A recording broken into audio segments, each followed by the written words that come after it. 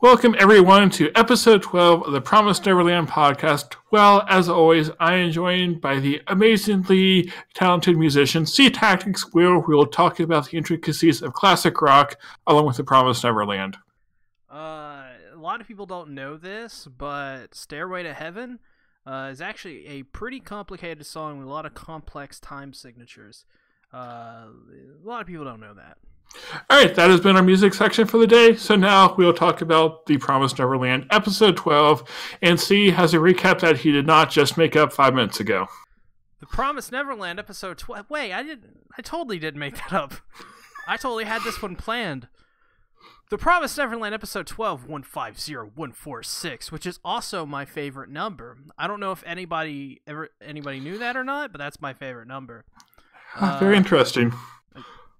Ooh, that gives me an idea. Hold on. Okay, keep talking. I need to check something in my notes. The children make their escape as planned and leave Phil behind to be in charge of the next generation of children to keep them safe.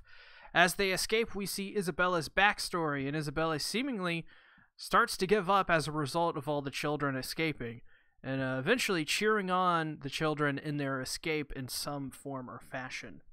That is the end of Season 1 of The Promised Land. Yes, the greatest anime I have ever seen in the past 22 hours. Exactly. I mean, honestly, altogether, this show is just, it's awful. Yes, it's the worst anime I've seen since Mob Psycho. Exactly. And we all know that Mob Psycho, it's really just copying One Piece at this point.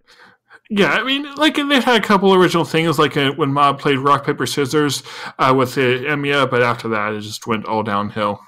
Yeah. To be honest, I think Bible Black has a more original story than Mob Psycho. Yeah, well, that and King's Game. King's Game is just really good. How many times are we going to run this joke into the ground where we say this show's bad? This show's not bad. Yes, maybe that's why I lose all my subscribers.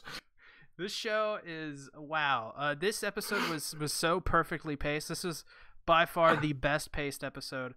I sat down and I'm like, all right. So I usually am prepared to miss a couple segments, like on my notes. Like I'm writing them, so I'll miss like a couple segments of the show. Okay. So I was like, I'm preparing myself. I'm like, okay, I'm just gonna like pause it every 3 or 5 minutes or whatever, and then write down what I think. I didn't pause at all. I was so enamored by the pacing, by what was happening, that I actually completed the whole show or like the whole episode, and I thought that I was like, wow, that was a quick 5 minutes, and I'm like, oh, that's the full 30 or whatever. 20 Oh wow, yeah. I don't want to sound like I'm really criticizing too much, but I think I was less surprised by this episode because there weren't like as many big plot twists, but that also kind of fits because like things are going as planned because of everything they did the previous episodes. Though we actually did get a lot of interesting things happening too. Well, for me, personally, I was completely just floored by the twist that Isabella was this girl who, as a kid, was fairly bright. She liked this young boy, and because of her memories of them escaping and what these children were doing, it kind of brought her back to a simpler time and kind of broke her. Well, as a result. Yeah, what I liked is at the end, like, Isabella is cheering the kids on. She wants them to succeed now that she can no longer stop them.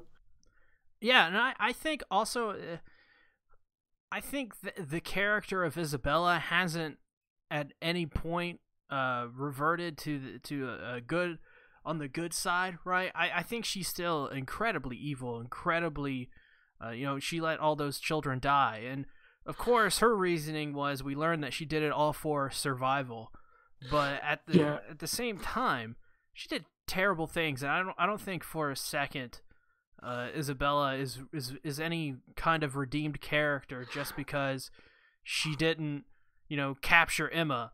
Emma was the last one, Right. to be on that wall. She failed at that point. She gave up. She literally gave up. She said she basically gave up. So Yeah, and I agree. I don't think this redeemed her, but I think as we understand Isabella more. I I think we understand how is the person Isabella came to be, and I think the world that she lived in twisted her into being this person that she was, and I think because of that, she's an extremely tragic character.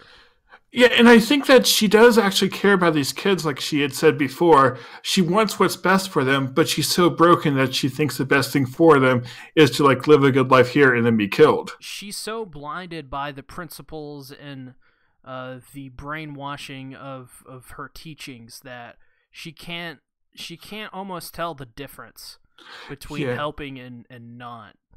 Yeah, it's like she's not evil. She's not doing evil out of malicious intent. Right, and I think that's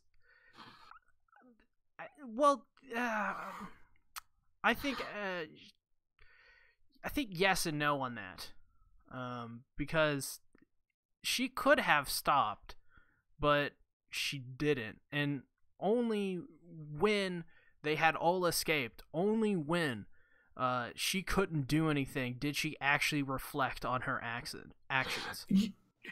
Yeah, and I also think that I actually forget where I was going with that. One of the things I think was really interesting too, when she saw them escaping, she was seeing that the reason they succeeded is because they were all working together, as opposed to when she was escaping, she was doing it on her own and could not do it. Yeah, it's very interesting. Like her whole like discovery of what this place was and her turn. She was, like Ray, Emma, and Norman, very bright young kids. And right. I guess we also learned is, I'm not. They didn't confirm it. I don't think they need to confirm it. I think speculation is enough at this point. But I guess Ray is Isabella's son.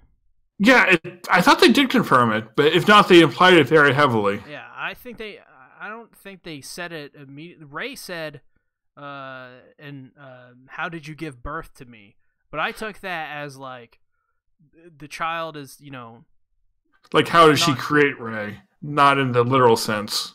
Right. How was he born into this world? Not exactly. Hey, Mom. Well, I know we're a family and all. I think it was also confirmed because Ray's song is the one that Isabella learned from Leslie. And like Ray heard it when he was in Isabella's womb, and that's how he knows it now. I don't think it was in the womb kind of thing. Well, remember that Ray has like perfect memory from when he was a very young kid or a very young baby. So weird that also, yeah, so that could be he also has a memory from before he was born too. Yeah, I guess you're totally right about that. I totally forgot about that weird, strange, awkward plot device they gave that character. Yeah, but I kind of like it like they're coming back now, so it doesn't seem as far out of nowhere to like justify it. Mm-hmm. I just like this whole like episode. I think wasn't made by the escape. I think it was made by Isabella's backstory. Yeah, definitely. Because the escape went kind of as expected. It was everything else that was the surprise. Mm-hmm. So that could be why I didn't like it as much, because like I was focused so much on the escape, and that was kind of ordinary. I do wonder how the person Isabella is going to deal with this moving forward. I don't know if she'll be in future seasons, like as heavily as she was in this season. Yeah, but I do wonder like if she'll be punished or something like that for letting all of this happen. I would think not. I feel her role in the story is not done yet. I know that much, but I could definitely agree with you. She won't have as prominent of a role to play, and I think if she does have a role, she would be helping them in some way, or at least trying to help. I think she will still be doing her job. I don't think at this point the character of Isabella necessarily still cares if these children are sent off, because there's nothing to show me yet that she just completely turned 180 and cares about all these children. Yeah, there was that final scene where slowly zooms out while she's taking care of all these children and they're all sleeping under a tree. But that doesn't tell me anything. I don't know where her character is moving forward, if she's, went from this kind of lost evil character into this, motherly person again. I'm not sure. Well, I think she still wants what is best for these kids in her definition of what is best. I will say this. I hope she's a nice person now. Yeah. And, there's that whole thing with Phil, too. And, does Isabella know that Phil knows? I feel like that was implied, but I could be remembering that wrong. Yeah. It'll be... Yeah, I don't know. Yeah, so what did you think about the whole part with, the revelation with Phil? The whole Phil thing where they told him that, hey, you're going to be the leader of the next generation, of these children. You're going to have to keep them safe from mothers, prying and manipulation. And, there's that whole thing with... Yeah, that revelation, I like that based off the cliffhanger from last time because it was another incident of them taking the third option. And is the stream buffering? Or is that just me? I don't know. No, I'm trying to get the pop-up chat to show back up. Oh, okay. So that was you. Anyway, yeah, so based off the last episode, the two most prominent things I thought that we thought could happen, or at least I did, was that Phil was betraying them, he was going to tell what happened to Mother, or that Phil was now going to try and take Mother down somehow. And it was neither of those. It was he was picked to be the leader of the next generation, and therefore they did not need to take the young kids with them, which is actually something that you pointed out last time, that there were no young kids with them. There weren't, no. Yeah, and you were right there. I thought, they were there, they just weren't shown. But yeah, you're right. I was wrong. Sea Tactics is always right. Yeah, Phil's going to be super interesting in the second season. I also don't think he's going to be in the story as much as Isabella is going to be, because I think the next season is going to be primarily focused on the group that escaped. Yeah, I definitely agree that they're going to come back to Phil somehow, I'm sure. We just don't exactly know how or when or what else will happen first. Yeah. It's super... They left off at a really interesting place where they, closed down the, they ended the arcs of Norman and I guess kind of Ray, and they kind of started this new one where Emma's the new leader. He's the Rick of the group. Yeah, I think this was probably the perfect way to end the first season, just where they left the story off. Yeah, I guess, and they also finished, Isabella's character, Sister Crone. Now we gotta, what's the pin? What's that whole pin thing about? Yeah, because or maybe the keys to something on the outside. Yeah, Phil, Big Daddy Phil, being his whole new role. Oh man, it's gonna be so interesting. Yeah, well, apparently according to Kagami, they have not seen Phil again in the manga, so that's interesting. Well, also I have a note here. And this is a pretty interesting one because I own one of these instruments.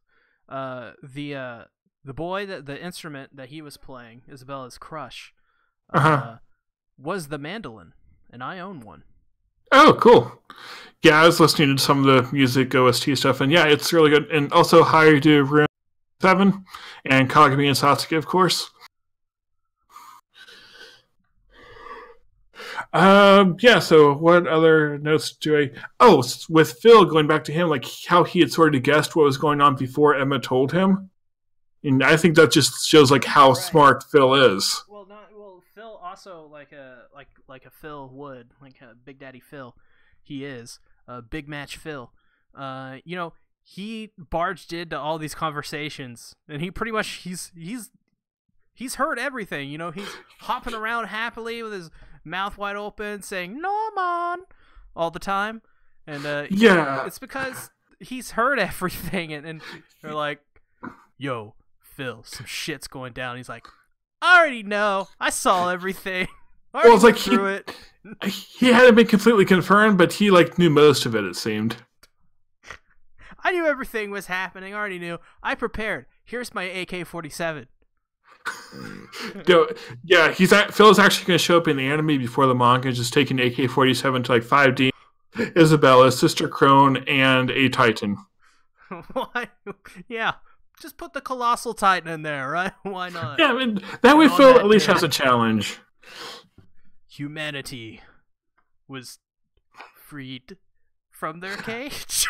No, on that day, the Titans were given a grave reminder of what lives inside the cage. Big Daddy Phil with an AK-47. That would be... I want to watch that anime now. Yeah, and I loved when they escaped how like the option like everyone thought they would do is go to the bridge. So they decided to do the impossible and go across the cliff because no one thought they'd actually do that. I like that as well. They didn't do the bridge. They decided to pick the cliff that was closest to the wall, and they were like, let's practice throwing these what was that rope? I don't know what that was. I think it was like a custom made rope, like they made it out of bed sheets. And they were like, yeah, we're gonna use this, and we're just gonna throw it across, rocks attached to it, good old classic ways, and we're just gonna do it that way. And that scene where they, the one, what was his name? What's this name? Don. Ray. Don. I was gonna say Dan. I was like, Dan's not right. Don throws the thing, around the tree, and then you see him get two more out, and you're like, oh my god, this is awesome. Then you see the training montage. Yeah. And I loved Emma's part here too. Like she was inspiring them to think that everything would be okay. And the more I see about Emma, the more I like her. She's a very traditional shonen main character, but we're seeing like how a character like her inspires everyone else to do this. I think she's moving past that shonen, like, archetypical kind of like personality. I think she's kind of starting to evolve past that, because in the beginning of the show, she is kind of this, really goofy little girl who had a, weird personality. She was very bright, kind of at the same time not very bright. But it's like she has the same like goals and motivation. Like she wants to save everyone, but she's seeing it's not realistic to just blindly go after this dream. I have to think about this first. Exactly. She had a Shiro moment. Exactly. People die when they are killed, Isabella. Don't you understand? Yes, and that means she'll also become an archer because the archer class is made up of archers. Exactly. It all works out at the end. And then she'll lose her personality, and then her hair will turn white. We should probably stop talking about that. And we should also tell Astro to watch Promised Neverland because it is fate now. I guess everything eventually just turns into fate. Like that's a realization I've had on the ReZero podcast, where we compare everything to fate. Well, I do, and Garfield's like, that's a pretty good comparison. I'm like, you're just saying that. Garfield does say things. So what else do I have in my notes? Okay, you got a thing with Emma, mother. So apparently she was still able to get to something to sound the alarm. Yes, she has a ham radio. Yeah, where did she keep that ham radio, though? She kept it in her dress. She lugs that thing around all the time. I don't think that's how that works, but okay, we're going to go with it anyway. That's why you don't see her move so fast, because she's lugging around a ham radio. Yes, this reminds me of my job. Wait, how does that remind you of your job? Because I was carrying around 6 keyboards today. Up 2 flights of stairs. Yeah, but were they PS2 keyboards, or were they new USB? Bleh. They were for a tablet. Oh. So they weren't that good. I haven't used it yet. Yeah, so we have like the Isabella's backstory, which we already talked about. Oh, something else that goes back to my crazy idea last episode was the reason they took Norma because he was so smart. My guess is they wanted him to be a father to like the next generation of the kids. Yeah, I think we both like eventually landed on that. Yeah, but another thing here that's interesting is when they sound the alarms. They're saying you can kill all the kids except for the two like top performers, which are Emma and Ray, I assume. Mm-hmm. Which makes me further think that Emma and Ray, they also want to become parents for the next generation. Yeah, and they even obvious. Like Isabella even said to Emma, like, I want you to be a mother, not just in the raising the kids, but also biologically. Yeah, I think that's quite obvious. Like, that's probably what they do with the highest scores that you can't afford to lose. They breed them so that they can pass on those really good genes. Right. Yeah, so that's more confirmation, I think. And yeah, because they were only caring about the brains for the others, which means that the demons somehow eat the brains for the ones that they do kill. Mm-hmm. The ones that aren't high quality. Right. Pretty evil. The demons are not good guys here. And we saw a lot of them this episode. I think this is the first time we saw more than one, and they looked like... I mean, I don't want to say they looked cartoonish but they didn't look like what I'd expect they'd look. They looked almost like a weird, like Starship Troopers kind of alien feeling to them, where they kind of look. I don't know. They just didn't look as like Isabella looks more horrifying than those aliens to me. Yeah, I feel like in this case, it might be like the aliens or whatever they are.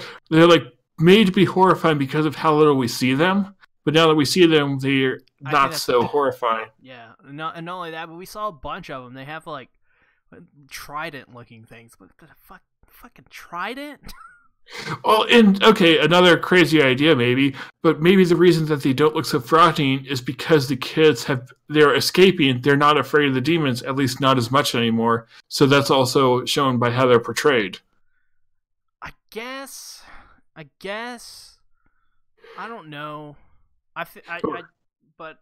All I know is that I didn't feel their portrayal in this episode was anywhere near as good as those other episodes, and I felt for that it kind of harmed the the scary aspect about these creatures, whatever they are. Yeah, and I will not disagree with that. What if this is a Gantz situation? Have you read Gantz? No. So in the second half of Gantz, aliens invade Earth. Okay, that's a normal thing to happen. It's a normal thing to happen in a manga, where aliens usually don't invade, but they just randomly invade, and they take over the human race.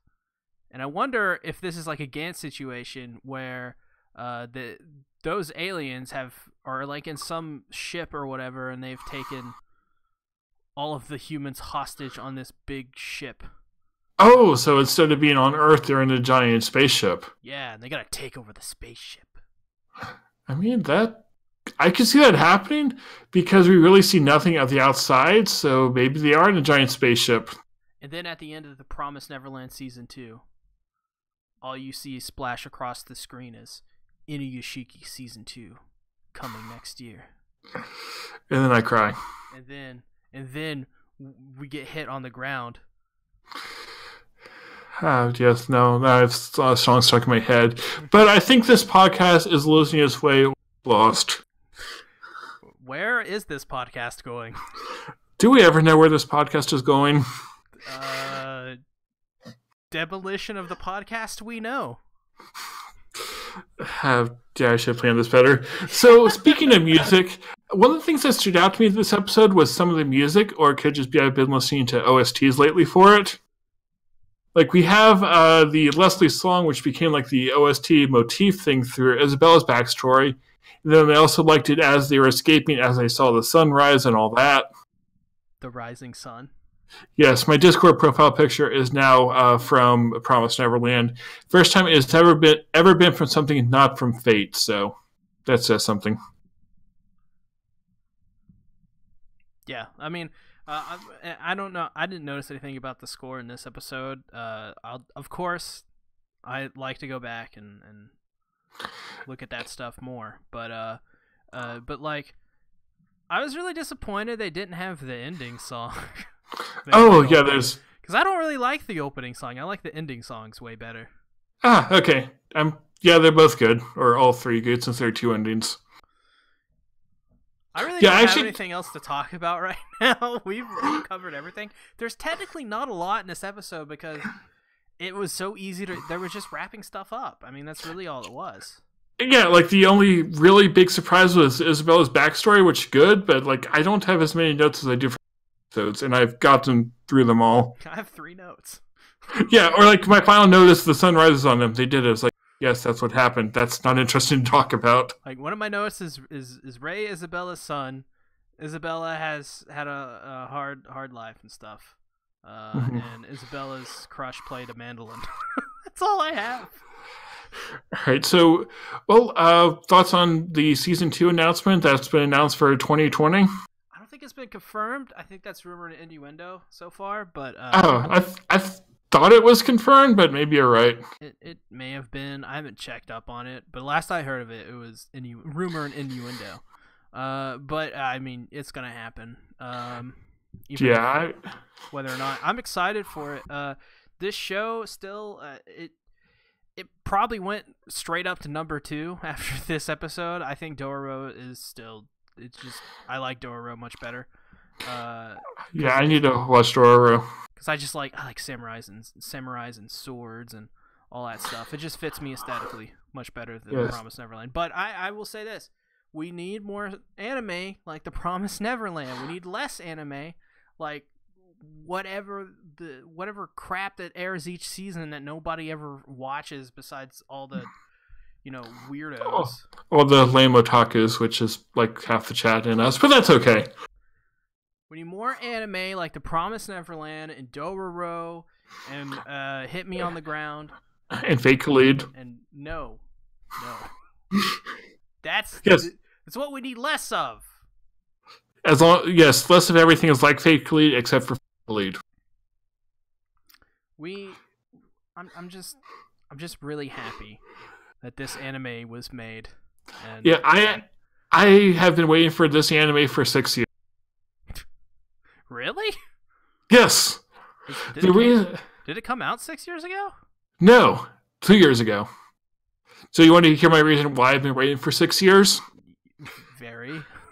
Okay, so I started getting into seasonal anime in 2013, which was 6 years ago. The anime that got me into the seasonal anime was Attack on Titan. And the first episode of it, I loved. I loved the concept. I thought it'd be like these kids surviving against a Titan, and it'd be like a really gripping suspense story about survival and all that. But then we got a time skip, and it ended up being about these kids with powers fighting Titans, and then politics and all that. So I never got what I wanted after that first episode from Titan, even if I do like it quite a bit. You know what's very weird? You make the Attack on Titan comparison to this a little bit, and I don't know why, but the way the show looks, it has that Attack on Titan feel to it. Maybe it's because of the walls. I don't know. I think there is a few style similarities, and it just feels like Titan in a lot of ways.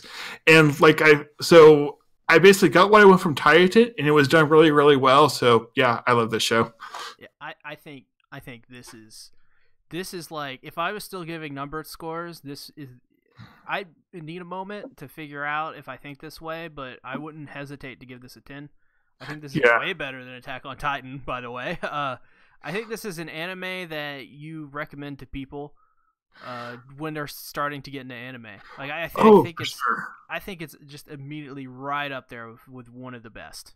And I hope that's not recency bias talking. Usually I'm good about the recency bias stuff. I'm usually very self-aware. If I'm watching something, I'm reacting emotionally to it. But I really, really do think this is one of the best anime that has aired in a very, very long time. Yeah, for me, it's up there with My Hero Academia. I have had trouble comparing like a show like this, which is incomplete, versus a completed show. But My Hero Academia is my favorite non-complete show, and Promised Neverland is right there up with it. So, yeah. And if you know me, I've made a lot of videos about how great I feel My Hero Academia is. 12-part series. Yes, and then some. Satsuki says he wants more anime like Citrus. Satsuki is a person. Well, what else have the comments said? Mob Psycho is amazing. I agree with that. Satsuki doesn't want to hear my music, apparently. My beautiful mandolin that doesn't have any strings on it and isn't in tune because it doesn't have any strings. Yeah, Kagami is saying things about Oro, but we'll talk about that later.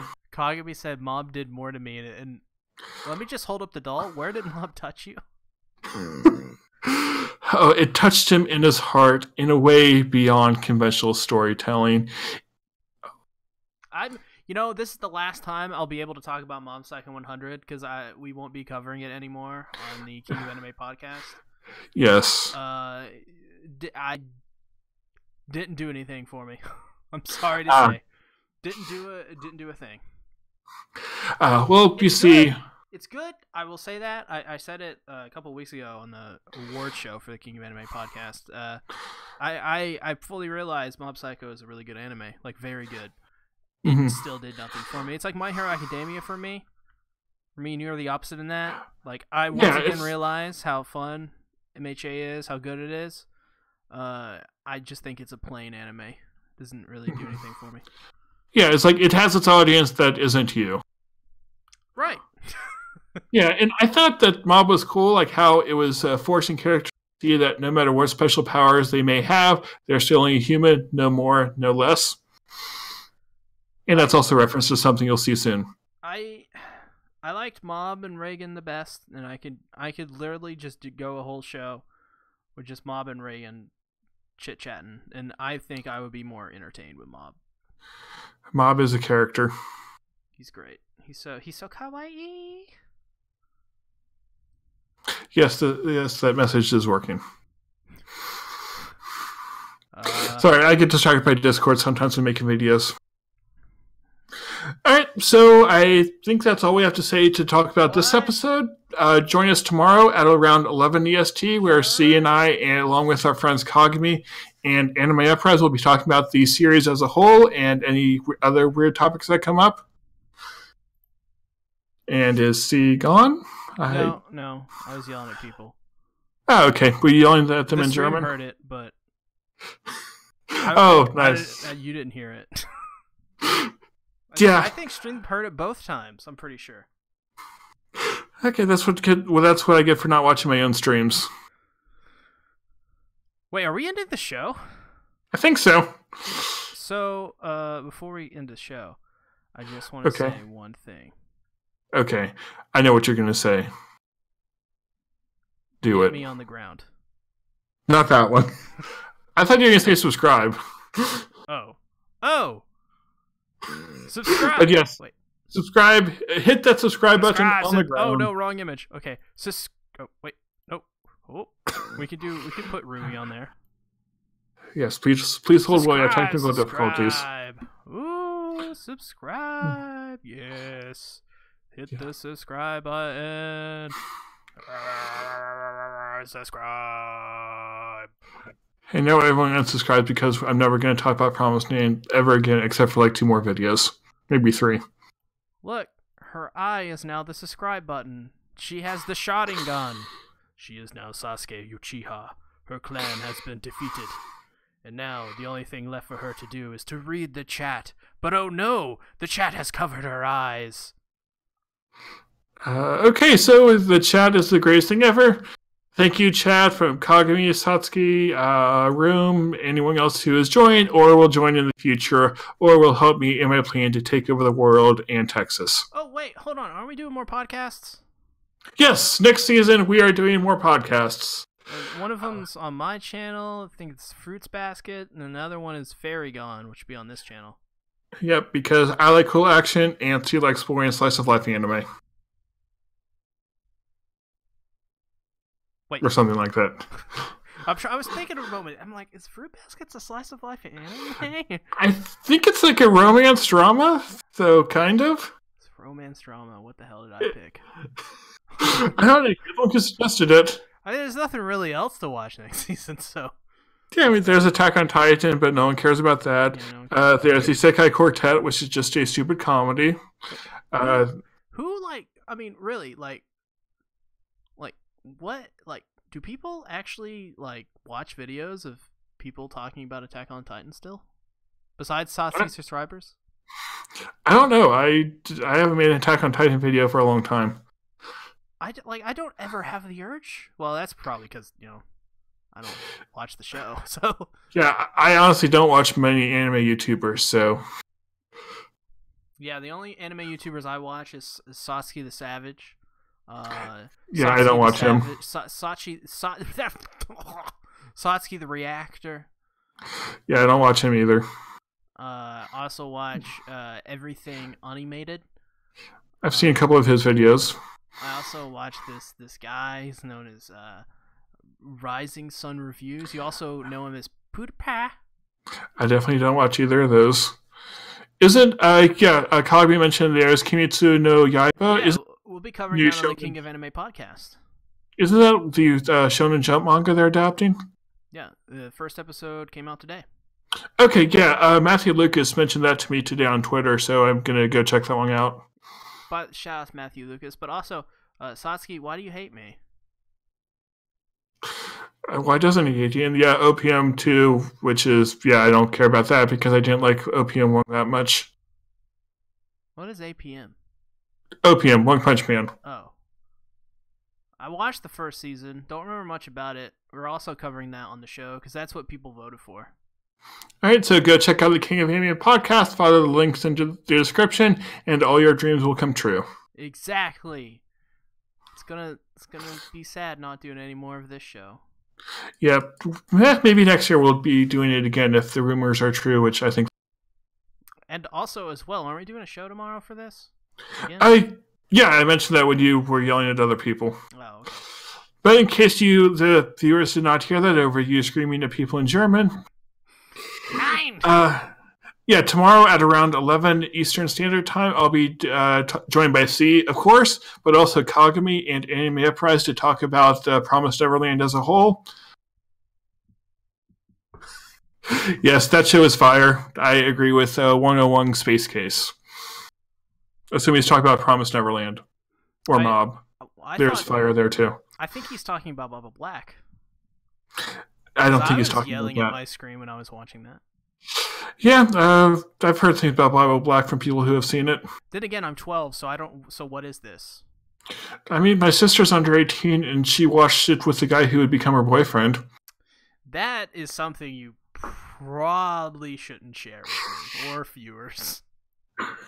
It's okay. Well, let's hope it's okay.